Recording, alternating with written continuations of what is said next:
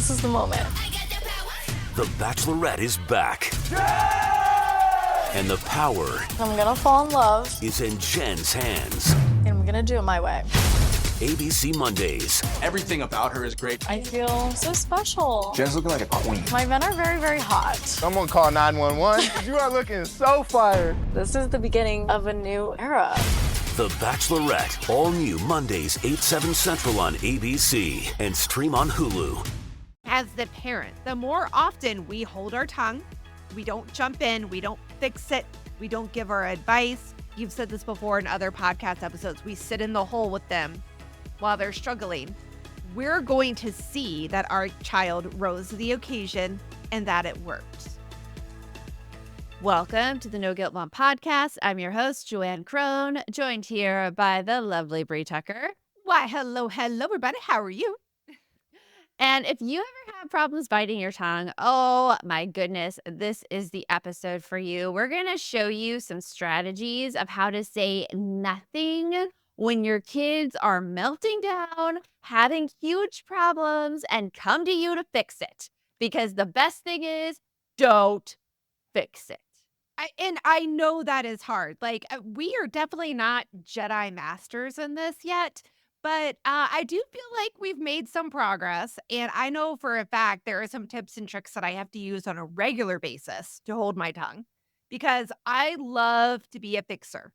That is like it built inside the core of Bree. Like if you were to crack me open in there, there'd be like a little like gooey part of me that's called fixer, and like that's that. I know it's a little gross way. I'm like, well, whatever. It's like a gooey nougat middle. The caramel. It's the Yes, caramel inside. It's the caramel inside of fixing everything. But I mean, it can be done. There are ways you can do it and that you can get better at it. And it is worth it in the long run because we both have seen improvements in our relationships when we stop trying to fix things. Yeah, we'll go into that a little bit too, about the kind of psychology behind the fixing and what it does to the other person as well. But before we get on, we have a shout out. If you get the NGM Weekly newsletter, it's our free newsletter here on No Guilt Mom. You see the little button where you can share it with friends and invite other friends to become No Guilt Moms. And when you share it, you get prizes. And the first prize you get is a podcast shout out. So I want to shout out Courtney from Baton Rouge, Louisiana. Thank you for sharing the No Guilt Mom Weekly. We are so excited to have you as part of our community. And if you want to sign up for the No Guilt Mom Weekly, please do so. We have a link for you right in the show notes. And now let's get on with the show.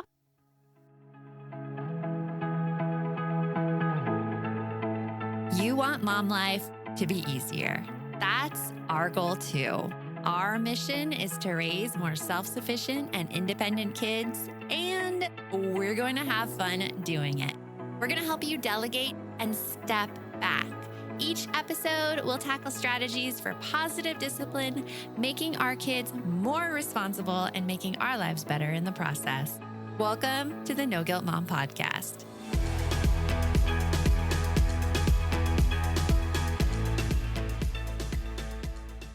Okay, Bree. It was funny because during the intro, you were having Max, your little dog. Yeah.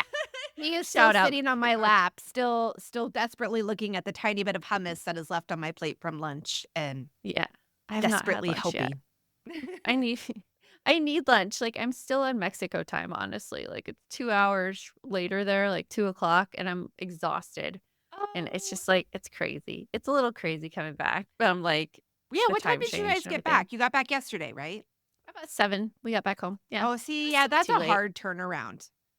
That's where I feel like most people, you need like a day to get back into the swing of things. Yeah. But it's all good. It's all good. We're talking about fixing and not fixing. And Most biting your importantly. tongue.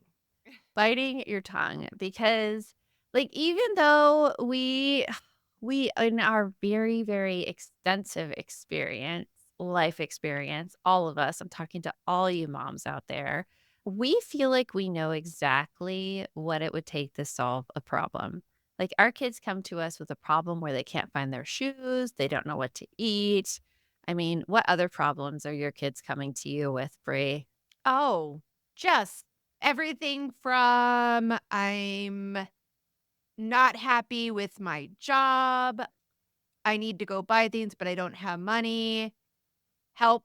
I just got a text from my dad and I'm not sure what to say. Like it's a ton of stuff. Can you It's take all me to over the place. Target? I need something from Target. Oh, can we go to Those little things. Cinnaholic? 5 minutes later. You sure we can't go to Cinnaholic?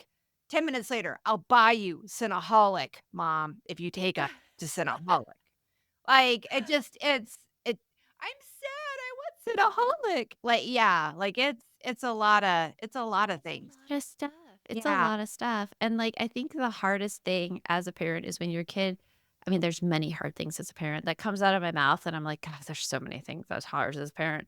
But one of the hardest things that is hard as a parent is when your kids have a problem, you just want to fix it. Like it's very difficult to watch them struggle, Mhm.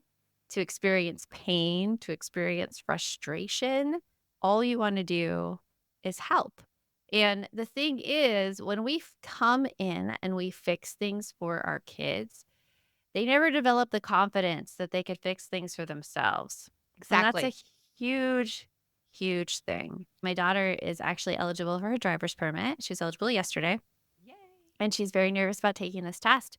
And she's like, Mom, can you like sit down with me and take this test? Because it's all online. Apparently, you need to have a parent there when you take it, which I didn't find anything about this driver's permit test at all. I was like, here you go. You can figure it out. Just tell me where I need to be. But she wants me to tell her the answers during the test. And I'm Oh. like, I'm not going to tell you the answers. I'm not going to do it. She's like, why? She's like, don't you want me to have my permit, Mom? Like, don't you want to get this started? I'm like, yeah, but if I tell you the answers, you're never going to develop the confidence that you can do this by yourself. And she's like, ugh, I need Dad for this one. I'm like, you do not. He's not going to tell you the answers either. He's not. Exactly. Yeah, I had that exact same dilemma actually. Like, so both of my kids, you can take your permit test either at the DMV or you can do it at home. So they have two options. Some great things came out of the pandemic, and that was one.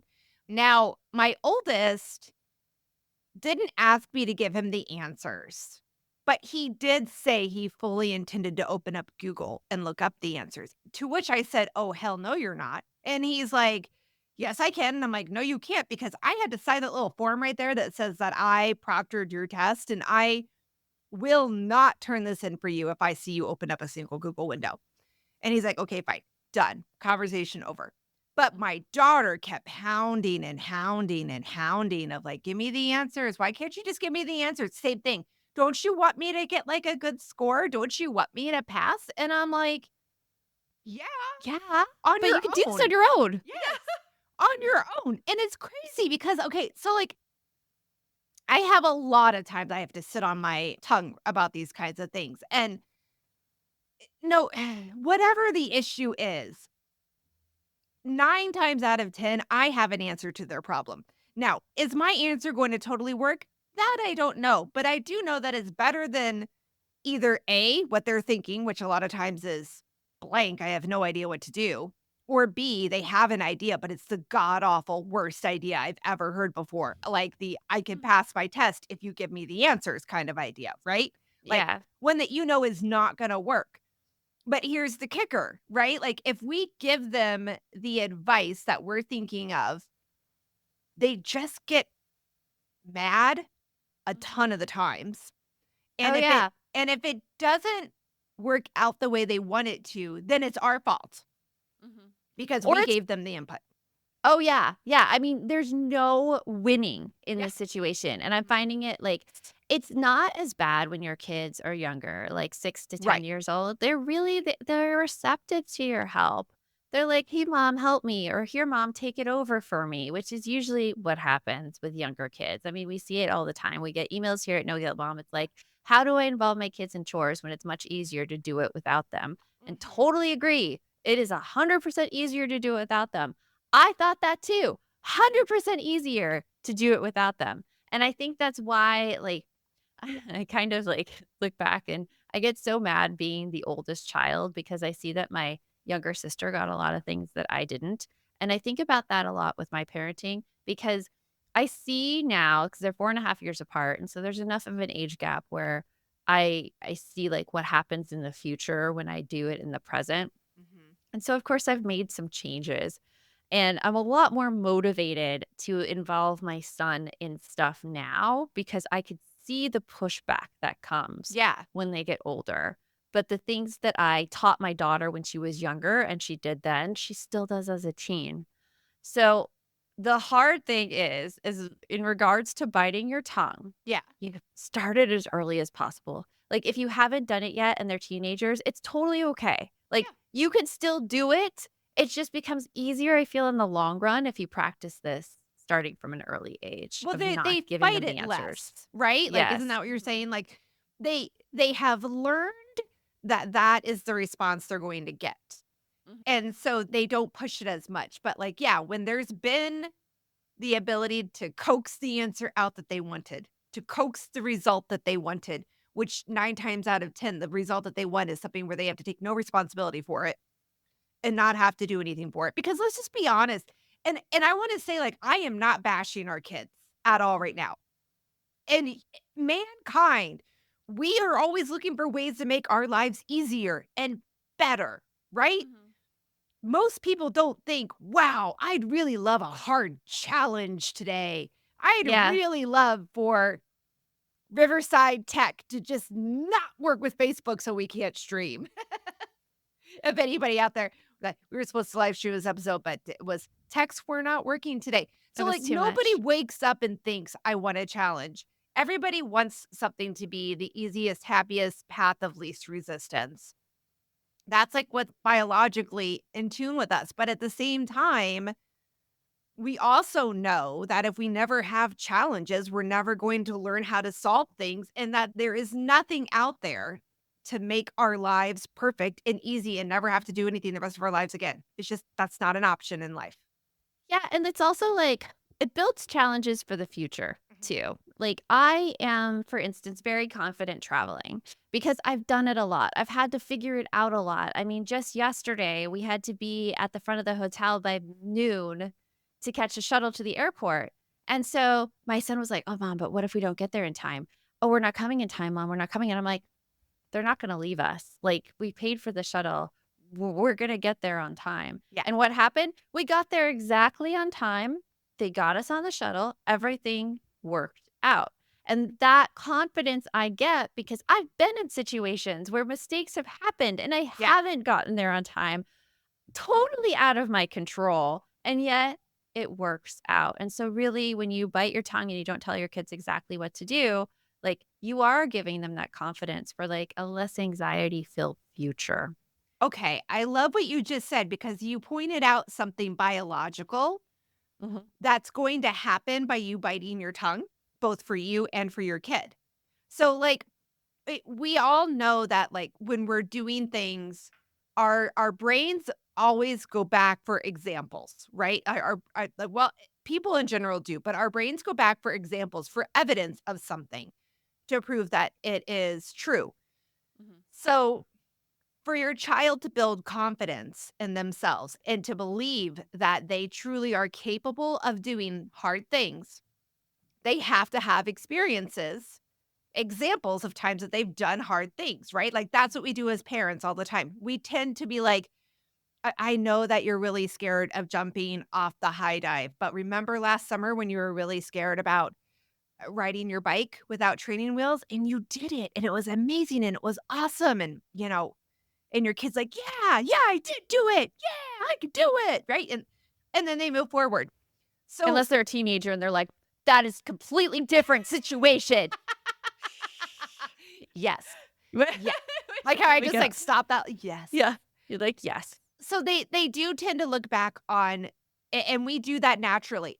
So the same thing happens to you as the parent. The more often we hold our tongue, we don't jump in, we don't fix it, we don't give our advice. You've said this before in other podcast episodes. We sit in the hole with them while they're struggling. We're going to see that our child rose to the occasion and that it worked. Yeah. Now, I'm not We see saying that a every lot. single time it's going to be 100% pretty and successful. It's messy in that hole, and sometimes it takes a few tries, but the more often you do it, the more examples in your brain you're going to have of like, I can hold my tongue. I really can do this. And it really does give me the result that I want to see, which is my kid being the capable human being that I know they are.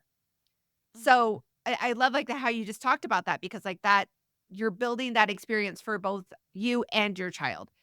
Well, there's a lot of anxiety involved too, and we're going to talk about that anxiety as a parent right after this. Today's podcast is sponsored by MIDI Health. Hey guys, Bree here. I have two sisters. We're all within 5 years of each other, with me being the youngest at 44. Typically, when we get together, we sit there and chat about stuff like our hot flashes, or our raging mood swings, or our inability to sleep, which is making us pretty cranky. Yep, you have guessed it. We are all going through perimenopause and menopause together. And while I love doing things as a family, this is not one of them. I have to say, though, lately I haven't had as much to vent about because I'm currently getting treated for my perimenopause symptoms. And I've got to say, it's been going fabulous. If you're experiencing things like night sweats or having trouble sleeping, sudden weight loss or libido changes, moodiness, anxiety, depression, or brain fog, all of these symptoms can be connected to the hormonal changes that happen around perimenopause and menopause that can start as early as 40. Stop pushing through it alone. There is help and it's easier to get than you might think. MIDI Health offers virtual, no rush visits with your clinician. Plus, you get email, messaging, and phone support for anything you have going on. The best thing is MIDI accepts most insurance coverage and has affordable cash payment options too. So schedule yourself a virtual visit to discuss your symptoms and health background in depth. You'll come out of the experience feeling heard and with a plan to start feeling better. With specialized insurance covered care, MIDI puts relief within reach for so many women more than ever before. You deserve to feel great. Book your virtual visit today at joinmidi.com. That's joinmidi.com. Support for today's episode comes from Honeylove. Honeylove has really revolutionized the bra game. Say goodbye to that uncomfortable underwire without sacrificing the lift that we so desperately need. For a limited time, you can get Honeylove on sale. Get 20% off your entire order with our exclusive link, honeylove.com/NGM. Support our show and check them out at honeylove.com/NGM. Now, let me tell you guys, I have found that as I've been getting older, that comfort and cuteness are not as easy to find when it comes to a bra. And I can honestly say that I have found that with my new crossover bra from Honeylove. It is so comfy and it gives me the lift that I desperately need as 44 years old with lovely triple D ladies. I honestly have had the hardest time trying to find a bra that doesn't feel like I'm wearing my grandma's bra. And this is it. Honeylove's best-selling crossover bra is extremely comfortable. It is going to be your new go-to bra. It's definitely mine. It gives me all the support of a traditional bra with an underwire without that uncomfortable underwire. Plus, the mesh gives it some little sexy touches. Like, I actually feel very cute when I'm wearing it. But it doesn't stop there. Honeylove also has really great shapewear, tanks, and leggings for everyday support. I recently found the perks of wearing shapewear. I know it took me a while to get there, but I've tried it and it was amazing.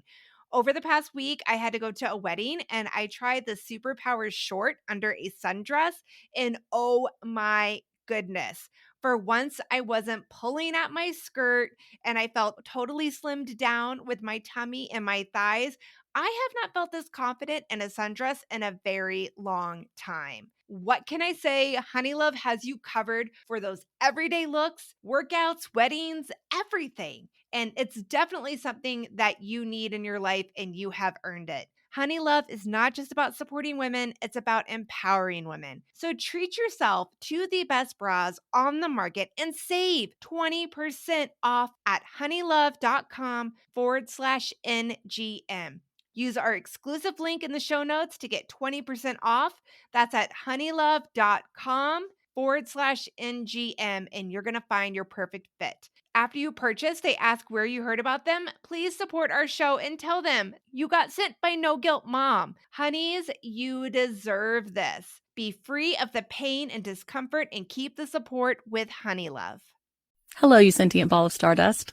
My name is Casey Davis. I'm a therapist and I'm an author of the book How to Keep House While Drowning, where I talk about ways to make it a little bit easier to take care of yourself when you're overwhelmed, stressed, have mental health issues, physical health issues, or maybe you're just in a hard season of life.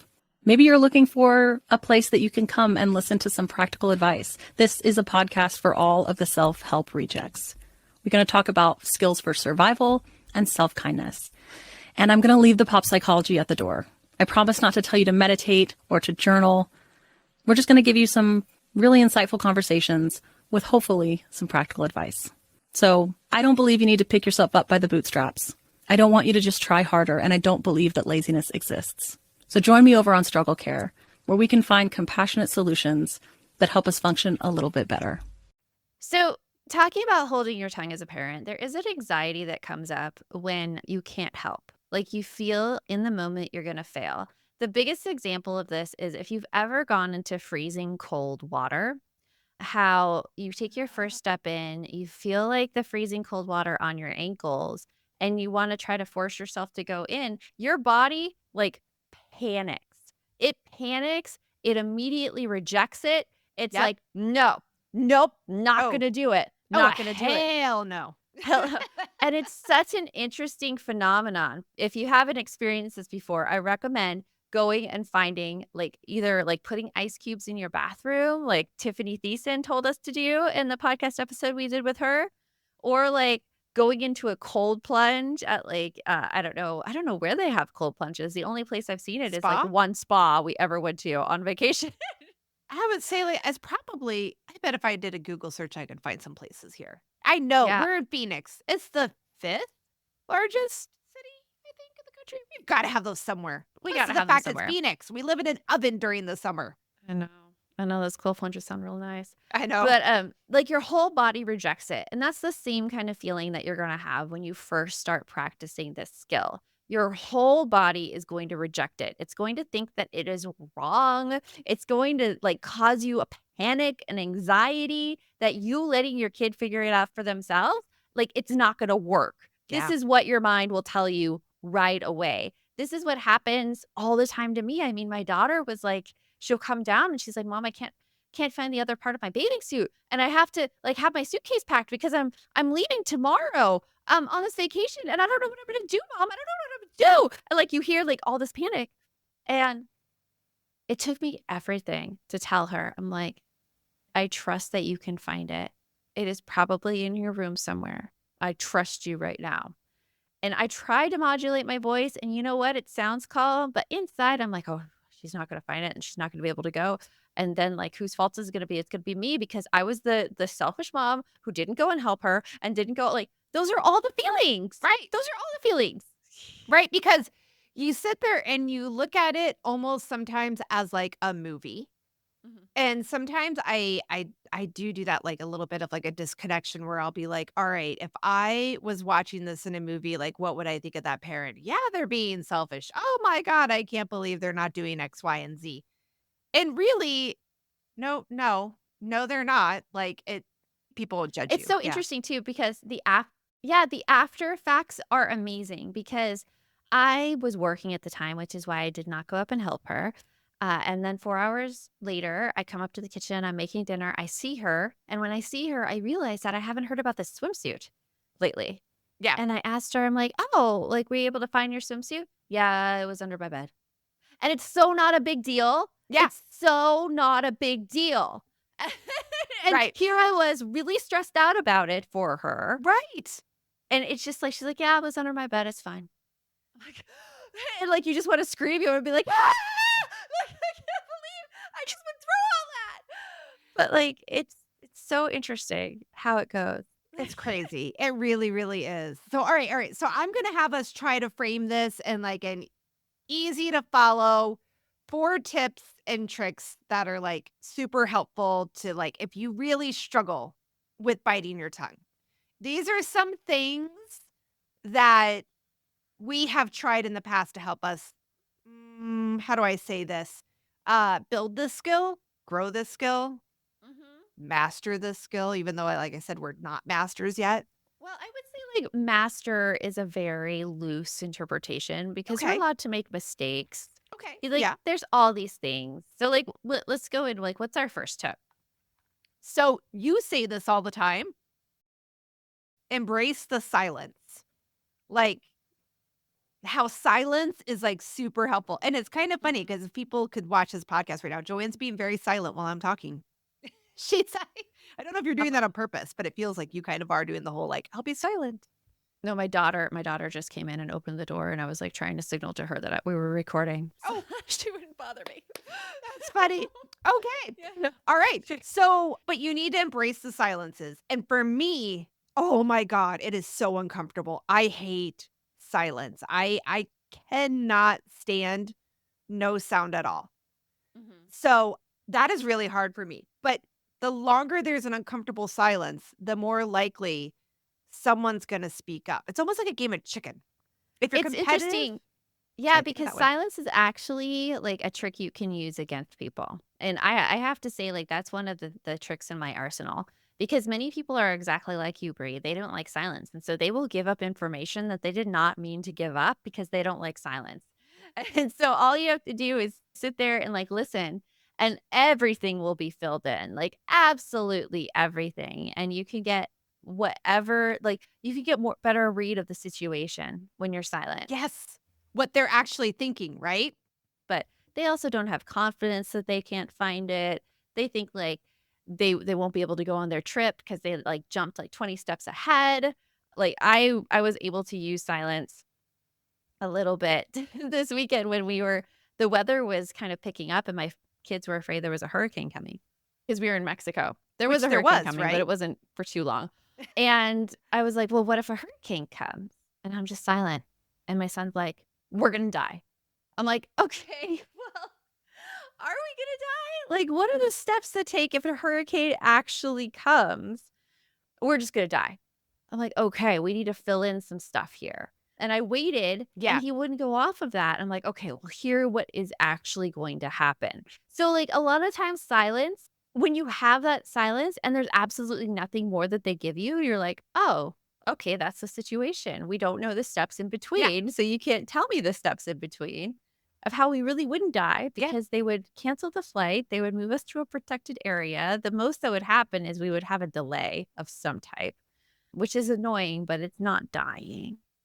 So silence is such a useful tool to really get more information.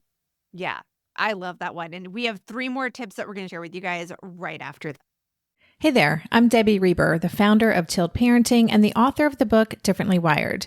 The mission of Tilt is to change the way neurodivergence, whether that's having a learning disability, having ADHD, being gifted, autistic, or some combination of all of the above, is perceived and experienced so differently wired kids and the parents like us raising them can truly thrive. On the Tilt Parenting podcast, I get to talk with authors, therapists, educators, and parenting experts who are committed to this mission. I ask the questions my listeners are most curious about when it comes to supporting our kids. And in turn, my guests share strategies for challenges, out-of-the-box ideas for navigating school, best practices for therapies, tips for advocating, and so many thoughtful insights on what it really takes to help our kids grow up feeling seen and respected so they can create awesome lives for themselves. I know that raising a differently wired kid can feel overwhelming and isolating, but I promise you, you are not alone, and it can feel so much better.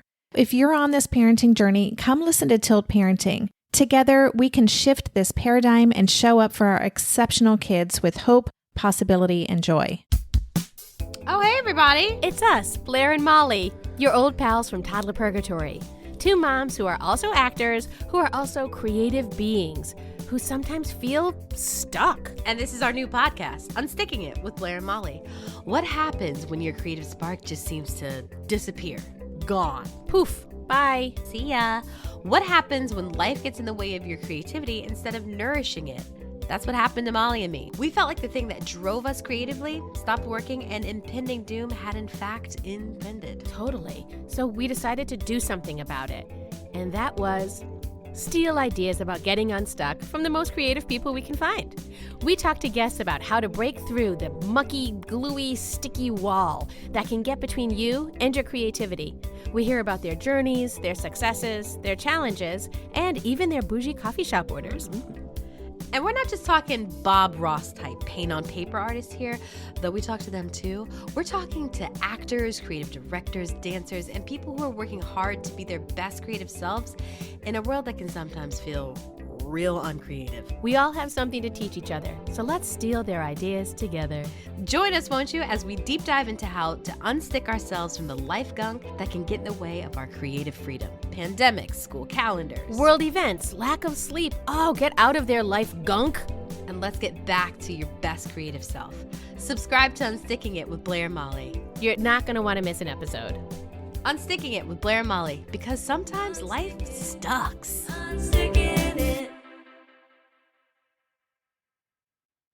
Hi there, I'm Andrea Owen, self-help author with 19 translations of my books, global keynote speaker, and life coach. My podcast, Make Some Noise, has been serving up self-help in a simple-to-digest way for the last decade.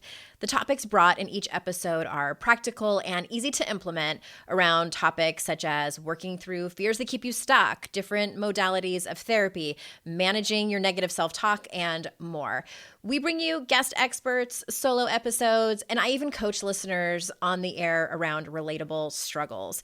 I also do my best to weave my sense of humor into some heavy topics because, let's face it, life can be pretty hard, and it's so much better when we can have some fun while walking through our challenges.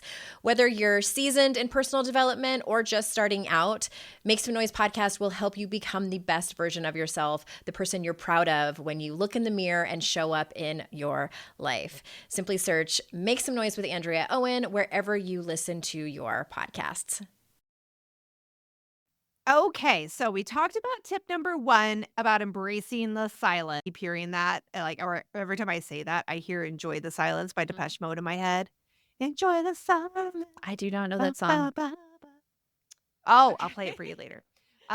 Very good song. The second tip is something that I personally do, and I did it a lot when I was in early childhood, and I have found it works, in many situations. So if I'm having a hard time being quiet, like I'm sitting there and I'm literally just about ready to explode with my own opinions that I want to share in this scenario, I'll start counting or I'll sing a song. It works. I will literally and a lot of times, like, my family can tell when I do it because I am very obviously, like, I'm very visual. So I'll be sitting there and I'll start looking up at the ceiling while I'm counting or remembering the lyrics. Or I'll look off to the side or down, because I try not to do that whole, because I will say this, there's nothing that drives my kids more insane, and I think it does it to most people, than when not only is the silence happening, but you're staring them down. You're like, I'm just staring straight at you.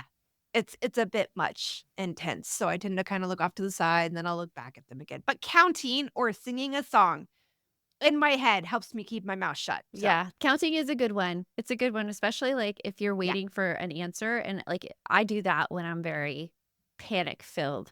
I will start counting to like 30. And usually the answer comes in from like whoever I'm talking to within 10. Like they come in about 10. Oh, yeah. Because it's crazy, right? Like 30 seconds doesn't sound that long, but when it's dead silence of 30 seconds, oh, heck yeah, it's echoing. Yeah. So we're counting, we're embracing that silence. We know that it's a way to get information and not say something. What else do we have? It's about asking your kid this question, because a lot of time, and it will get you feedback that you and I can both share. I'm sure we both have stories of asking this question. But asking your kid the question, well, what do you want to do? What do you want to have happen? I know sometimes what I get from that question is, I don't know what I want. If I knew what I wanted to have happen, I wouldn't be Happened asking just you. 30 minutes ago to me. Yes. That exact language. That exact language. Yes. And that's like one of those things where when they do that, It's a pause. It's a, okay, we're not thinking clearly right now. We flipped our lid. Right. We're coming out against us, obviously very stressed. A lot of parents hear that I don't know what to do, and then they give some ideas, and then the kid automatically pushes back. It's because the kid isn't wanting ideas at that time. Yeah, they're not able to listen. Like you just said, they They flipped flip their their lid. lid. They're not able to listen. And usually, like my favorite response is, okay. And I walk away because that's like my reaction. What I've trained myself to do after many, many times, knowing that there's nothing I can say in that moment that will make anything better. I'm just like, okay. Yeah, and you know what, though? I think it's a really good thing because what it does is it gets both of you away from the situation where they're feeling upset. So it gets you away from possibly being attacked more and being told that it's all your fault or that you're wrong or something. And then it gives your child that Yeah. space too. Where like you say okay and you walk away, they're like, oh crap. All right. The Maybe I need to problem calm down. this morning is my daughter wanted my opinion or my help on something. At least she asked for it. And I told her, I'm like, okay, well, like what are your ideas? I don't know. I don't have any ideas. That's why I'm asking you. And I'm like, I stood there. I was like, okay, I don't have any ideas either. I need to think about it because I didn't. I had no ideas. And I think that's Yeah. what contributed to my panic because as a parent, you think, oh, I'm supposed to have the ideas. I'm supposed to fix it. And so when you have no idea how I'm to supposed to know fix what to it, do. you're just like, I don't Yeah. have any. I don't know what to do. But on the flip side, so like I know like right now we're making it sound like you asked that question, it's gonna blow up in your face. And it can, but like we said, like there's ways to work through it. There are times where they're gonna come to you and be like, um, my life just sucks. I'm totally poor and I don't know what to do about it. Okay. Well, what do you want to do? Well, obviously I want to have money. Okay. Well, that sounds good to you. Or what are some ways you've made money before? Like, can you tell I've got one kid that's unhappy with their incoming Yes. income right now. So there's a lot of just like asking them, like, what do you want to do? Sometimes they need somebody to walk them through that thought process because they're so worked up that they want to put together the thoughts, but they're having a hard time. So this is you not judging. You just going back to also Bree's Brain is an ongoing pop culture like museum, I think sometimes.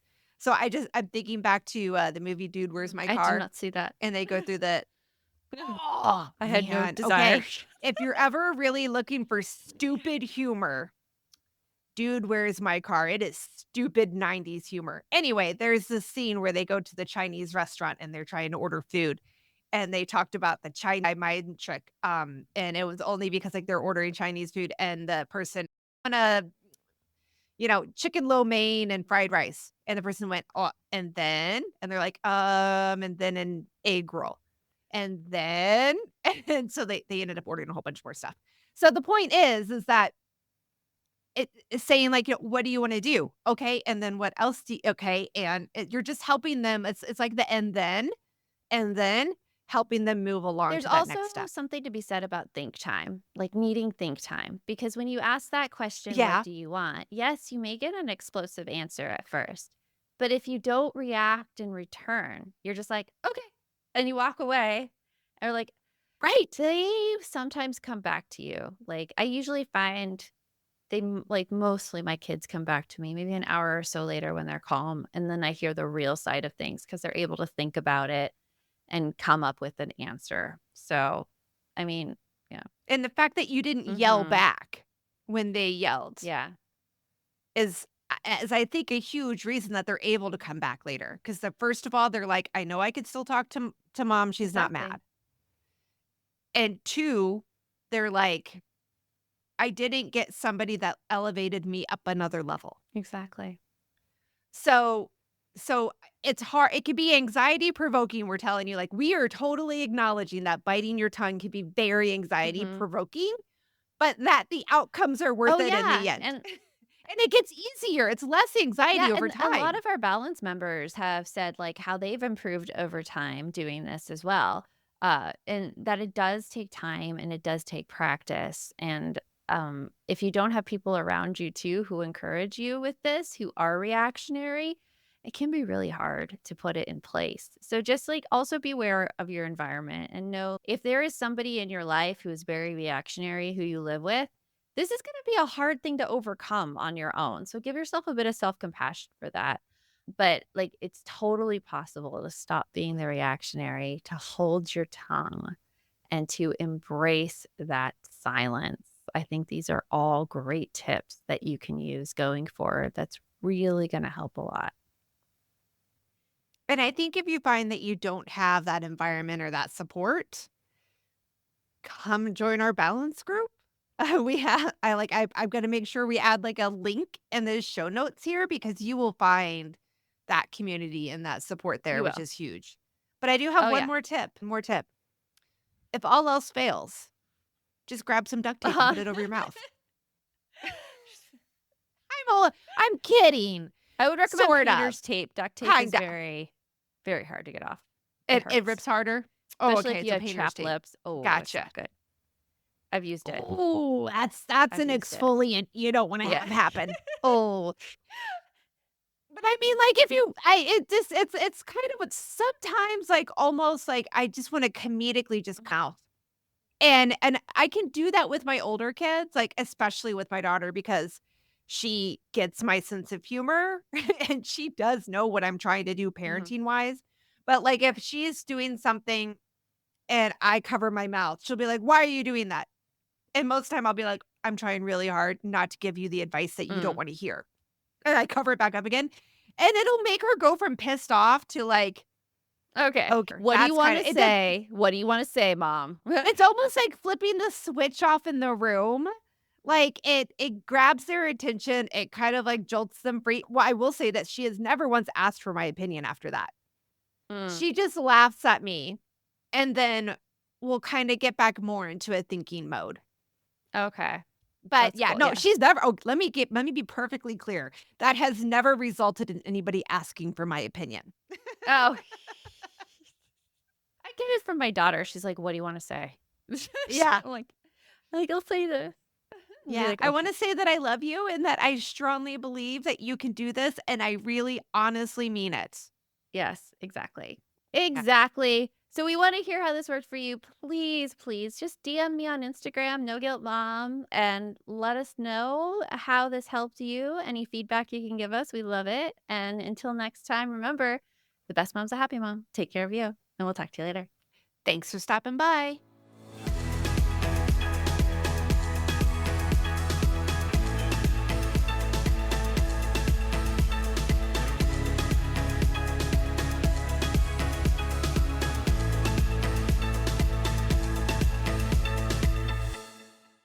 Hello, you sentient ball of stardust.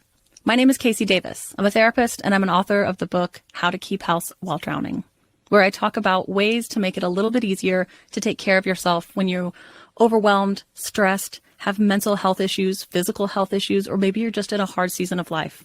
Maybe you're looking for a place that you can come and listen to some practical advice. This is a podcast for all of the self-help rejects. We're going to talk about skills for survival and self-kindness. And I'm going to leave the pop psychology at the door. I promise not to tell you to meditate or to journal. We're just going to give you some really insightful conversations with hopefully some practical advice. So I don't believe you need to pick yourself up by the bootstraps. I don't want you to just try harder, and I don't believe that laziness exists. So join me over on Struggle Care, where we can find compassionate solutions that help us function a little bit better.